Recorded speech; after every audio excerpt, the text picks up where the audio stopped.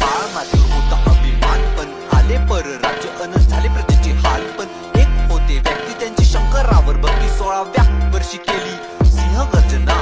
कोंडदेव त्यांचे कृष्ण आणि ते अर्जुना, होती प्रजेवर त्यांची माया, रोवला स्वराज्याचा पाया. कित्येक मोठे संकट आले तरी केली मात, अशीच तर होती शूर मराठ्याची जात. स्वराज्याचा त्यांनी रोवला तो तोरण, प्रजेचे कल्याण करणे हेच खरे धोरण. सोबत मर्द मराठा त्यांनी दिली साथ, दगा फटका करणाऱ्यांवर केला त्यांनी घात. सर्व धर्म समभाव ही होती त्यांची शिकवण, मोठे रसिक देखील त्यांनी कलेचे केले पूजन. परस्त्रीला मानले त्यांनी स्वतःची आई, अत्याचार ज्यांनी केला त्यांना दाखविली खाई.